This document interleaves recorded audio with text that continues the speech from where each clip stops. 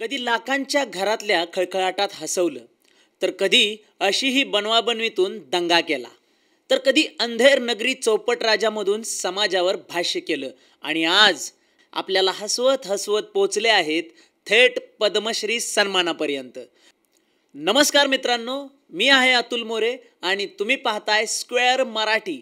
इथं आपण फक्त गोष्टी सांगत नाही तर त्या जिवंत करतो, मनात घर करत जातो. आज आपण बोलणार आहोत त्या कलाकाराबद्दल ज्यांच्या एका डायलॉगवर प्रेक्षकांचे हसण्याचे फवारे उडायचे आणि दुसऱ्याच क्षणी त्यांचं नाट्य साकारणं मनाला भिडायचं.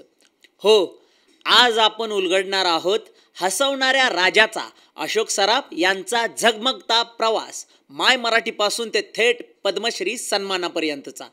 चला पाहूया हास्याचा हा हिरा आणि त्यांचा झगमगता प्रवास. अशोक सराफ यांचा जन्म 4 जून 1947 रोजी मुंबईत झाला. गिरगावात वाढलेला, मराठी संस्कृतीच्या अंगणात बहरलेला हा मुलगा सुरुवातीला अगदीच साधा होता, पण अभिनयाचं वेळ त्यांना कॉलेज जीवनात लागलं. छोट्या नाटकातून सुरुवात केली.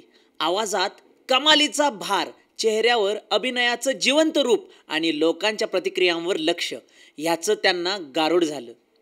1969 साली जनक जंजीर या मराठी चित्रपटातून त्यांनी रुपेरी पडद्यावर पाऊल टाकलं. पहिलं काम मोठं नव्हतं, पण जिद्द मोठी होती.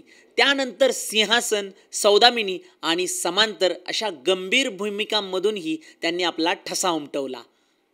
पण खरं लोकप्रियतेचं युग सुरू झालं ते त्यांच्या विनोदी अभिनयामुळे. 1980-90च्या दशकात अशीही बनवाबनवी, आंधळ्या मारतो डोळा, एक डाव भूताचा अशा सिनेमांनी लोकांना हसवण्याच्या सीमा ओलांडल्या. लाखाच्या घरात, घराघरात त्यांचा आवाज पोचला. त्यांचे हावभाव, त्यांचे डायलॉग्स हे अगदी ठसवले गेले. मराठी व्यासपीठावर यश मिळवल्यानंतर त्यांनी हिंदी सिनेमातही स्वतःचं स्थान निर्माण केलं. येस बॉस, प्यार किया तो डरना क्या, सिंघम आणि अनेक हिंदी मालिकांमध्येही त्यांनी आपल्या अभिनयाची छाप सोडली. मराठी पलीकडेही अशोक सराफ हे हसवणारे पण दर्जेदार अभिनय करणारे कलाकार म्हणून ओळखले गेले.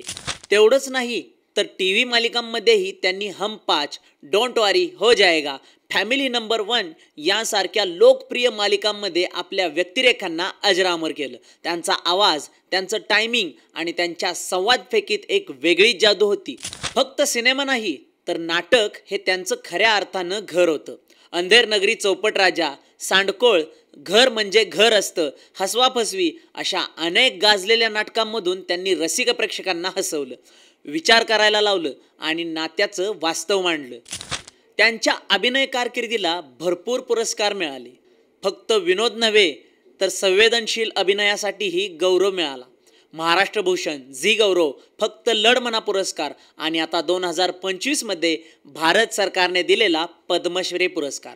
हा सन्मान म्हणजे त्यांच्या दशकानंतर दशक चाललेल्या कार्याचा, मेहनतीचा आणि महाराष्ट्राच्या सांस्कृतिक इतिहासाचा दिलेल्या योगदानाचा गौरव आहे. अशोक सराफ म्हणजे फक्त हसवणारा नव्हे, तो माणूस डोळ्यात पाणी साचवणाऱ्या भावना समजून घेणारा, आपल्या बोलण्याने आणि अभंग अभिनयाने कायम आपल्या मनात राहणारा. पद्मश्री हा त्यांच्या मेहनतीला मिळालेला दैदिप्यमान मुकुट आहे, पण खरा पुरस्कार तो म्हणजे लाखो प्रेक्षकांच्या हृदयातली जागा. हा होता आपल्या लाडक्या अशोक मामांचा प्रवास, माय मराठीपासून ते भारताच्या सर्वोच्च सन्मानांपैकी एक पद्मश्रीपर्यंत. जर तुम्हालाही वाटत असेल की अशोक सराफ यांच्यासारख्या कलाकारांना आणखीही गौरव मिळायला हवेत तर कमेंट करा, सॅल्यूट टू लेजंड. व्हिडिओला लाईक करा, शेअर करा आणि अशाच नवीन व्हिडिओसाठी सबस्क्राईब करा स्क्वेअर मराठी चॅनलला.